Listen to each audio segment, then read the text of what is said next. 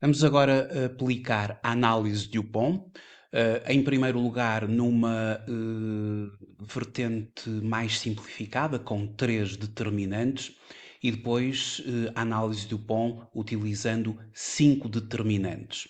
E claro, a partir da rendibilidade do capital próprio, que vai ser o rácio que vai estar no centro da nossa análise. Isto porque quando nós tratamos de um rácio, a rendibilidade pode ser definida como o montante de resultado gerado por cada euro de recursos utilizados na respectiva obtenção.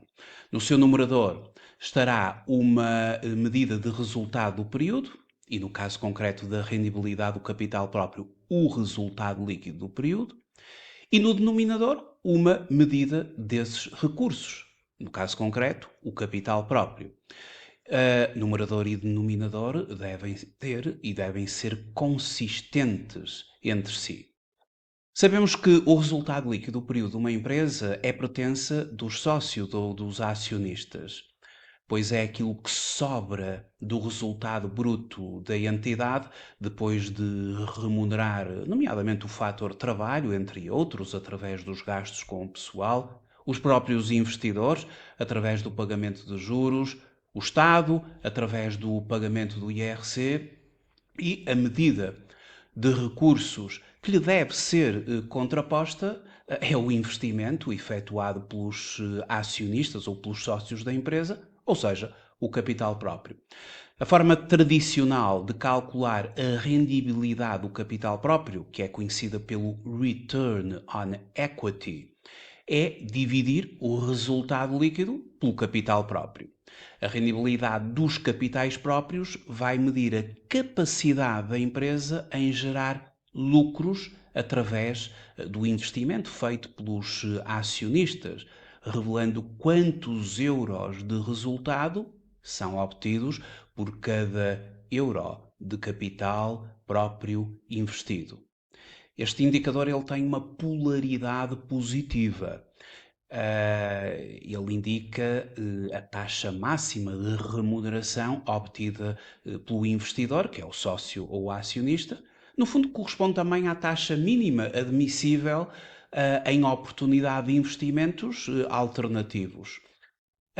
A análise de Dupont propõe-se fazer uma decomposição deste indicador, uma decomposição da rendibilidade do capital próprio em determinantes do mesmo indicador. E através da análise dessas determinantes, nós podemos propor de forma estratégia o aumento de cada uma delas, de uma ou de várias, de forma a que no final tenhamos uma elevação do próprio indicador. Mas vamos começar por analisar uma determinada empresa.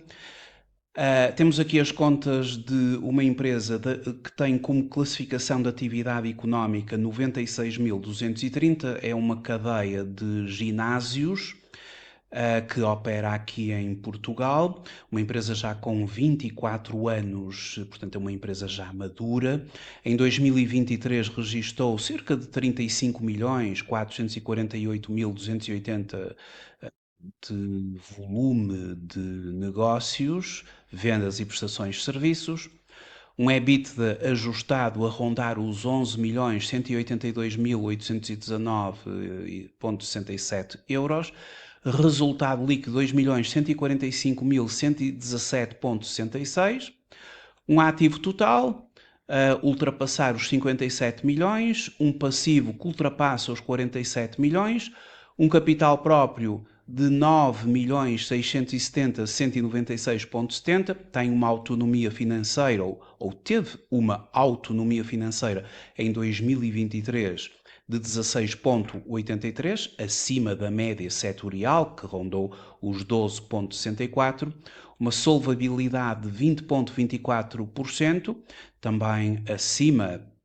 da média setorial, 14,47%.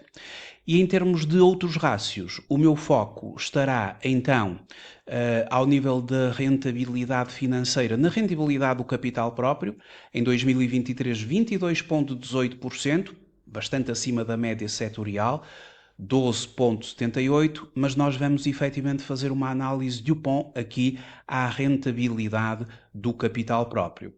Para tal, eu já construí aqui um quadro daquilo que eu preciso para efetivamente termos aqui uma análise de Dupont. Eu tenho aqui a evolução do balanço 2023, 2022, 2021, a evolução da demonstração dos resultados ao longo deste triênio, mas já elaborei aqui um documento aqui para uma folha onde já tenho os meus valores, as minhas rúbricas e o montante de cada uma delas para o período de 2023, para facilitar agora a minha análise. Bom, vamos só repetir aqui o cálculo da rendibilidade do capital próprio. A rendibilidade do capital próprio, como nós sabemos, resulta em dividir o resultado líquido do período pelo capital próprio. Em 2023, o resultado líquido do período 2.145.117,66. O capital próprio da empresa 9.670.196,70, portanto são os tais 22,18% que tínhamos ali verificado anteriormente na estrutura de indicadores e bastante acima da média setorial. Agora, a análise de Dupont propõe-se fazer uma decomposição deste indicador em primeira instância e numa visão mais simplificada, a decomposição em 3 determinantes. A primeira determinante é a rendibilidade líquida das vendas.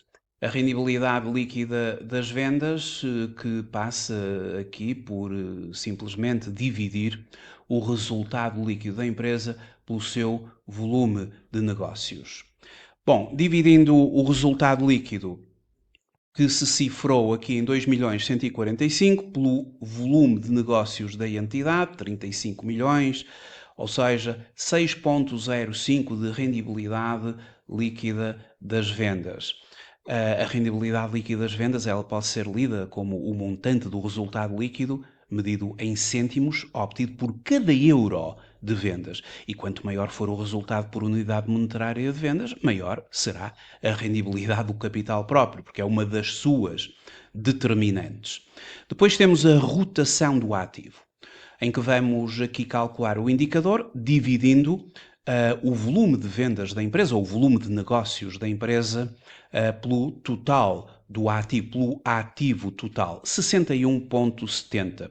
A rotação do ativo é um indicador de eficiência, em que a empresa utiliza, a eficiência com que a empresa utiliza os seus recursos.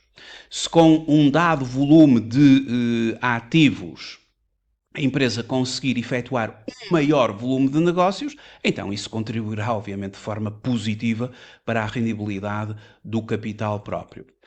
Depois temos a questão da alavanca financeira, que é aqui a terceira determinante da análise de Dupont. Aqui a alavanca financeira resulta num rácio onde vamos dividir o ativo da empresa, cerca de 57.448.471 pelo capital próprio da mesma, e o que dá 594,08%, 5,94 vezes. É uma alavanca financeira muito alta. A alavanca financeira é um indicador de endividamento, de dívida. Quanto menor for a proporção do capital próprio a financiar o ativo, mais alavancada ou endividada a empresa está e maior tenderá a ser a rendibilidade do capital próprio, mas das 3 determinantes não é aquela que mais se aconselha. Vamos só fazer uma verificação. Multiplicando a rendibilidade líquida das vendas pela rotação do ativo, pela alavanca financeira, com efetivo a rendibilidade do capital próprio é de 22,18%. O produto das 3 determinantes resulta do indicador final.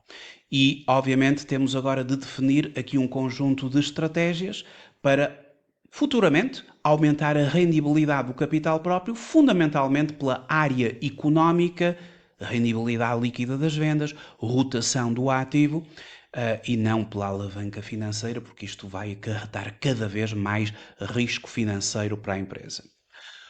Uma outra vertente da análise de Dupont é a decomposição em 5 determinantes. E, portanto, isto vai nos permitir, efetivamente, uma análise mais robusta aqui e uma definição mais ampla de possibilidades estratégicas para elevar, no final, a rendibilidade do capital próprio. Nesta decomposição em 5 determinantes, nós começamos pela eficiência operacional, em que vamos dividir o resultado operacional da empresa, que é o EBIT, 5.117.102.94, pelo volume de negócios, 35.448.280.68, 14.44 de eficiência operacional, isto traduz a rentabilidade das operações principais. Um valor alto indicaria uma boa gestão de gastos ou um forte poder de fixação de preços. Tem efetivamente uma implicação direta na rendibilidade do capital próprio, elevando esta determinante, elevamos a rendibilidade do capital próprio, obviamente ceteris paribus, mantendo as restantes constantes. Depois temos a rotação do ativo, dividimos o volume de negócios, o ativo da empresa, já tínhamos feito este cálculo, 61,70. Depois temos a alavanca financeira, também já do nosso conhecimento, mas vamos novamente traduzi-la aqui, dividindo o ativo pelo capital próprio da empresa, uma empresa fortemente alavancada. Esta zona a verde é a área, digamos que económica, e depois temos a área financeira, onde então começamos pela alavanca financeira, depois temos a carga de juros, onde vamos dividir o resultado antes de impostos pelo EBIT da empresa. E, portanto, a carga de juros cifra-se em 49,63. Isto traduz o impacto dos gastos financeiros nos resultados, ou seja, os juros suportados, no âmbito da dívida onerosa da empresa. Um valor mais próximo de 1 indicaria um menor impacto dos juros. Aqui é um valor que se afasta e para menos da unidade ou dos 100%. Um aumento da rendibilidade do capital próprio através do menor peso dos encargos financeiros seria aquilo que se consideraria.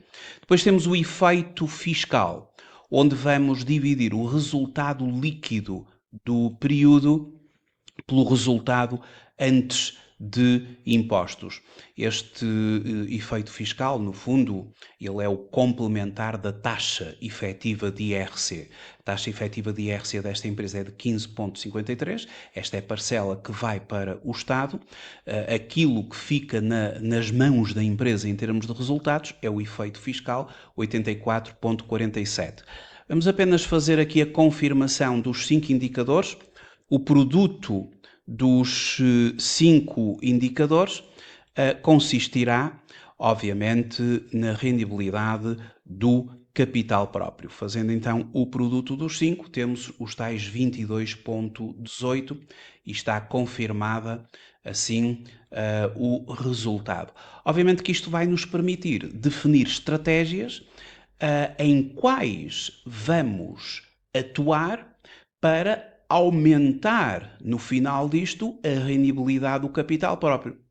Iremos atuar na eficiência operacional, iremos elevar, melhorar a rotação do ativo, mais eficiência, com um mesmo ativo produzir mais volume de negócios.